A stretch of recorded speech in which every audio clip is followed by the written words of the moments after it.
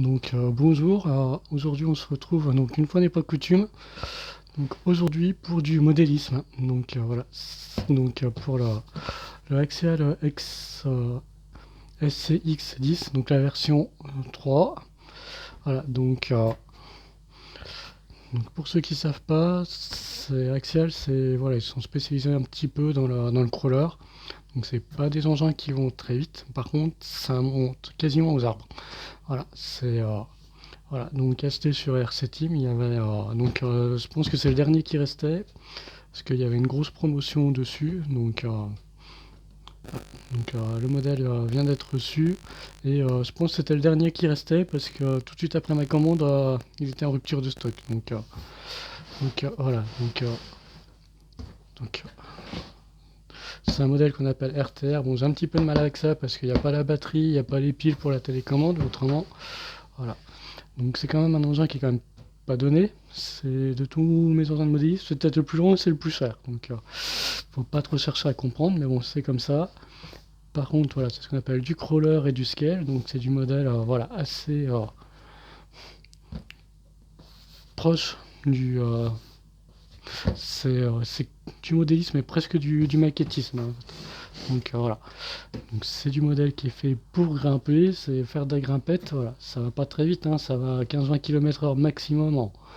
Il y a deux boîtes de vitesse, donc là je viendrai là-dessus sur le petit point négatif. Voilà, en fin de compte, c'est un modèle qui vaut quand même un neuf pas loin de 600 euros, entre 580 et 600 suivant les sites.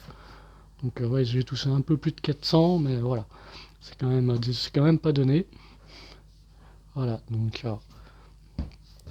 avec quelques petits points négatifs, c'est voilà, à ce prix-là, on a quand même encore un moteur charbon. On pourra peut-être avoir un brushless. Et comme je dis, il y a deux options et voilà, c'est soit l'une, soit l'autre. Et à ce prix-là, on a certains concurrents où on a les deux. Voilà. Voilà, on a comme dit en option, on a ce qu'ils appellent un dig.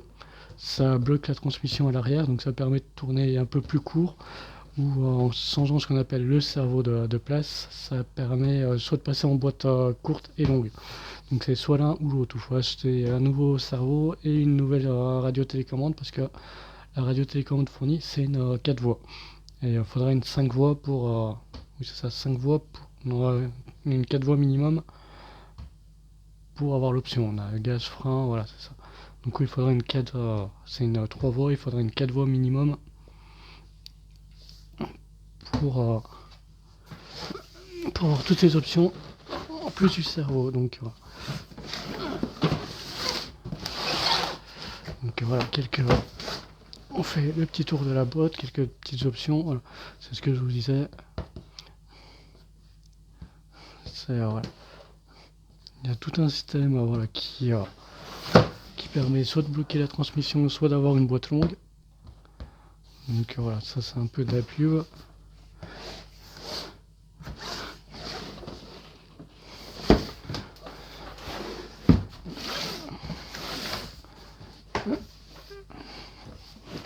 Ça, voilà, petite photo du châssis, des options, voilà. Comme je vous disais, un moteur, encore un moteur charbon, donc bon. Pour un crawler, c'est pas très grave, mais bon, on pourrait, à ce prix-là, on pourrait avoir un petit brushless pas bien cher, voilà. Il y a des petits combos à 50 euros, on aurait pu, voilà. Bon, là, ça c'est ce qu'on appelle le variateur, contrôleur comme vous voulez. Et là c'est un 2 en 1, donc il fait réception aussi. Il est lié avec la télécommande. Voilà. On va regarder.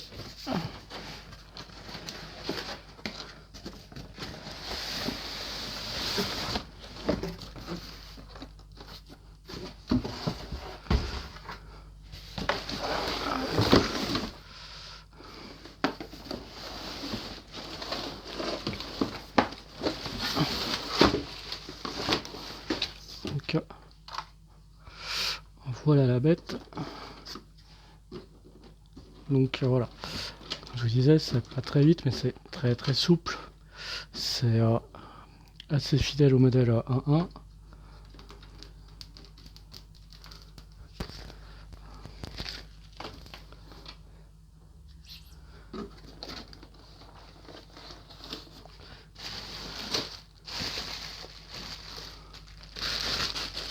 Donc hop, la télécommande, voilà, donc qui est vraiment pratique. Sachant que voilà, ça permet de conduire avec une main, donc voilà, pour tout ce qui est vidéo, bah, on peut conduire juste à une main, donc ça c'est pas mal. Donc, comme je vous disais, ça c'est la troisième voie, gaz, frein, voilà. Donc c'est du Spectrum, niveau électronique ça tient quand même pas mal du tout.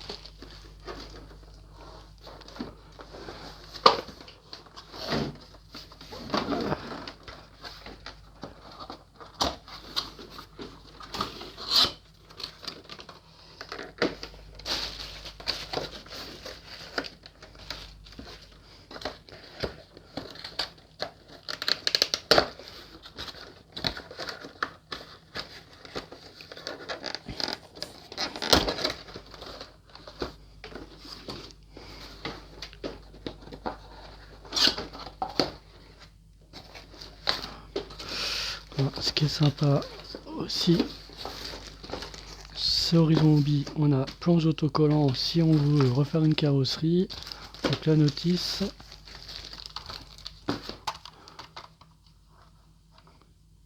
donc voilà, ça c'est toujours cool, petite planche autocollant. Donc si l'envie nous prend avec quelques, ah décidément, de refaire une nouvelle carrosserie, on a tout ce qu'il faut pour refaire une nouvelle carrosserie, sachant qu'elles sont quand même pas données, mais elles sont assez costauds. Donc hop, je vous ai fait les liens.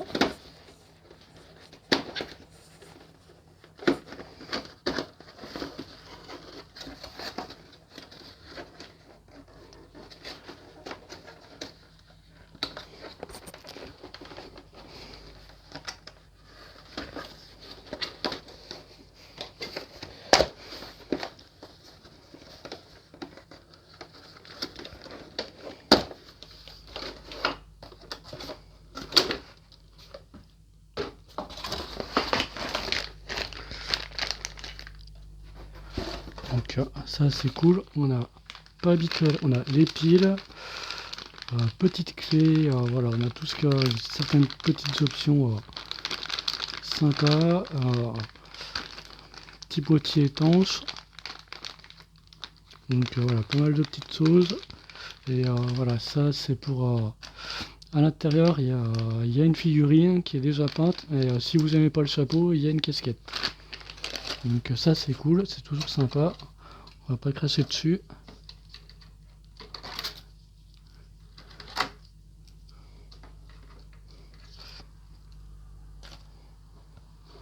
Donc hop, voilà le modèle sorti de la boîte. Donc comme je vous disais, je sais pas si vous pouvez le voir, mais oui, il y a déjà une figurine. Donc pour ça qu'on dit qu'il y a du scale, c'est voilà, donc c'est assez détaillé. Comme je vous dis, c'est pas fait pour aller vite. Par contre, c'est fait pour grimper. Comme vous pouvez regarder, les suspensions sont hyper souples. Que je trouve même un peu dur pour à l'arrière, un petit peu souple, à l'avant un petit peu ferme. Pour voilà, il y a plein d'options. Donc comme je disais, en point négatif, il y a la fixation de la carrosserie qui est apparemment difficile. Et comme je vous disais, c'est pour moi l'option au prix qu'on doit choisir entre qu'on doit choisir entre la boîte longue et le dig. Donc je verrai à l'usage lequel je préfère. Donc ça, ce qui est cool, on n'a pas la batterie mais on a les piles pour la télécommande. Donc ça c'est rarissime, c'est cool. Parce que généralement c'est Horizon Hobby, jamais. Donc c'est toujours cool, voilà. Donc comme ça je vais vous montrer l'intérieur. Donc les clips, on a deux clips ici.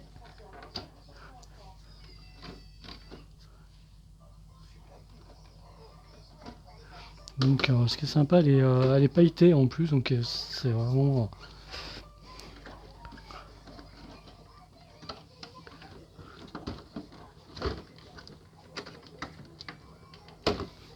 voilà. Les autres clips sont en dessous. Donc pareil, il y a les lumières, donc quand vous enlevez, bah, attention.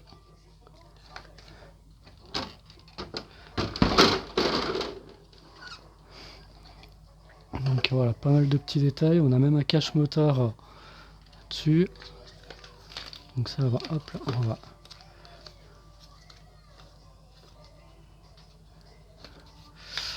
Donc on va enlever ça. Bon, règle de base, on allume la télécommande après la voiture. Donc quelques petites options sympas. Ça c'est les bacs batteries. On peut mettre à l'arrière ou sur le côté des petites batteries. Donc de cette taille, moi j'ai que du 10, mais bon, j'ai les adaptateurs qui va avec. Donc c'est pas super conseillé, mais bon, ça marche.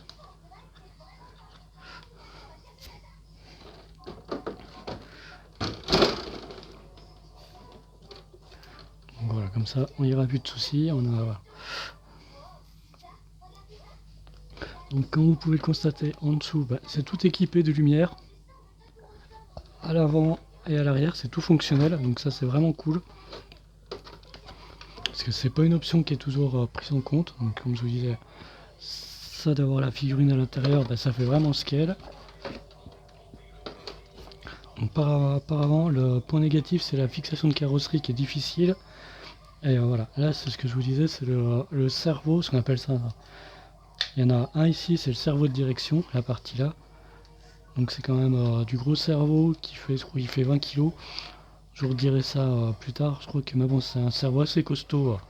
Parce que bon, c'est du cerveau qui est normalement capable de tourner avec de la grosse pression. Et là on a un petit micro-cerveau qui lui gère le dit, ou soit on le met de l'autre côté, je crois que ça doit être ici, pour qu'il gère la boîte longue. Donc c'est soit l'une soit l'autre. C'est un petit peu le reproche que j'ai à faire. Ouais, il doit se fixer ici pour gérer la boîte. Voilà. Ça va être. Donc là, c'est un système qui vient bloquer la transmission. Et du coup, le pont à l'arrière est bloqué. Et là, on a pareil. On a vu, c'est le petit plot où on vient fixer le cerveau pour mettre la boîte longue qui doit se fixer ici. Donc, après, comme je dis, l'avantage avec Excel, vous avez même un numéro de châssis. Donc voilà, chose à savoir.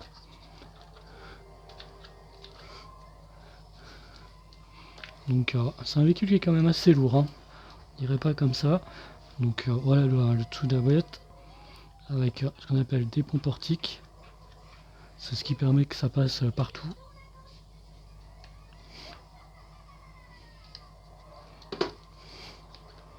Donc voilà.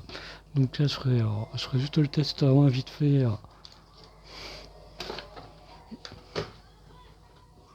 Voilà. Apparemment la carrosserie est un petit peu difficile à mettre. Je pense qu'il faut avoir le coup de main.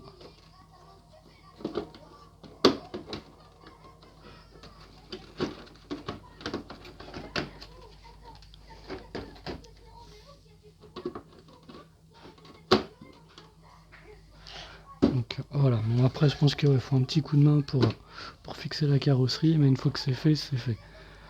Mais bon, sachant que c'est du crawler, vous êtes parti 1 heure et demie avec des batteries de 5000 mAh, donc voilà, vous êtes quand même parti un petit moment. C'est pas le genre d'engin où on ouvre toutes les 5 minutes ou voilà, c'est pas un truc qu'on ouvre souvent. Au niveau entretien, l'avantage du crawler c'est qu'il n'y a pas beaucoup d'entretien. Donc voilà, petite revue vite fait. Donc voilà, moi j'adore je suis vraiment content parce que la carrosserie est même plus jolie. C'est pas la première fois qu'avec Horizon Hobby je suis pas mécontent des carrosseries. Bon là il y a un petit manque de peinture sur l'avant, mais bon c'est pas dramatique. De toute façon il suffit qu'elle se soit retournée 1 ou 2 fois, là on aura le même effet. Donc bon, c'est pas grave. Donc ouais, par contre elle est vraiment très jolie. Là-dessus, j'adore le côté métallisé qu'on retrouve, qu'on avait sur le granit. Donc voilà. Les pneus Bedelock, c'est voilà, ça c'est les pneus Bedelock qui a pas besoin de décoller, hein, vous dévissez et en fin de compte ça vient pincer le pneu, donc ça c'est vraiment pas mal aussi. Donc voilà, c'est des pneus qui sont assez souples, donc c'est ce qu'il faut pour grimper, pour un petit peu grimper. Donc voilà.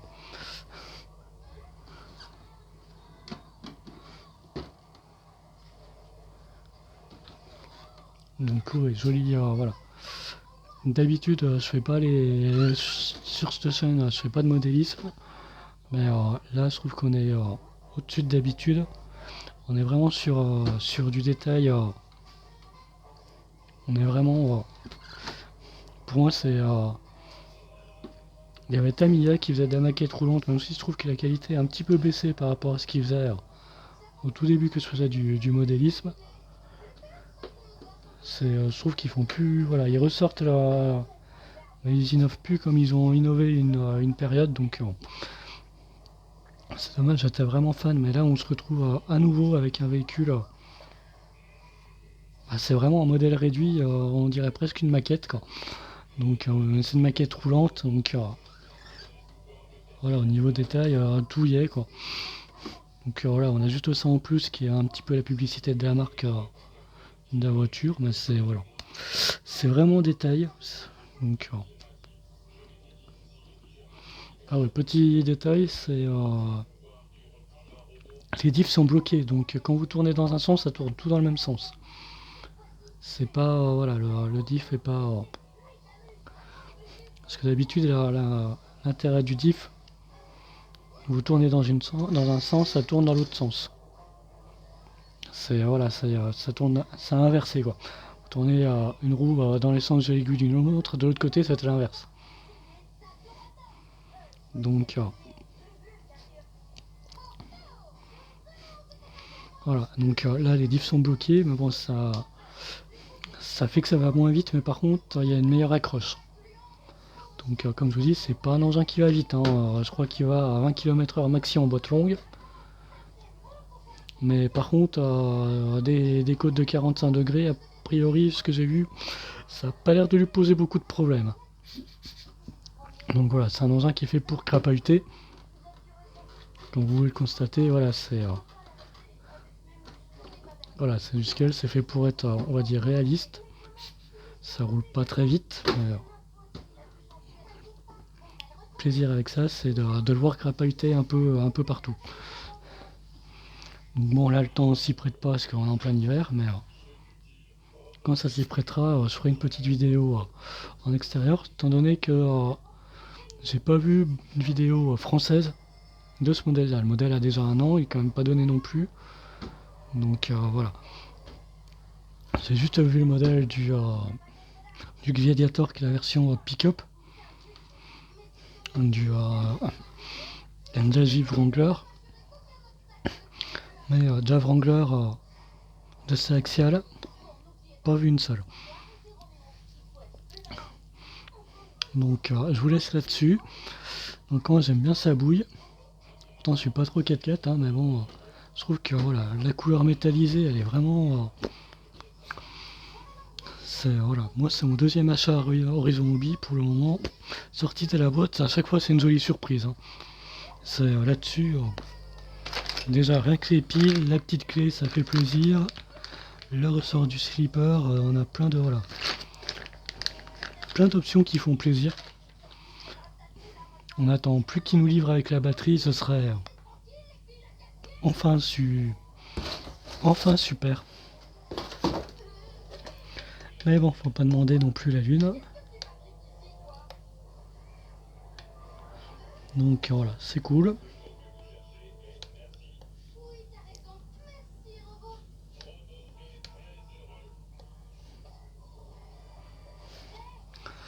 La télécommande est vraiment sympa.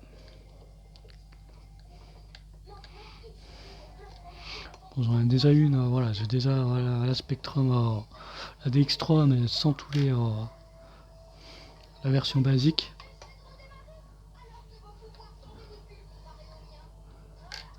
Alors, voilà, vraiment agréable au toucher, toujours comme d'habitude. Donc, puis bon, c'est du Spectrum, on sait que ça marche, c'est l'avantage. Donc,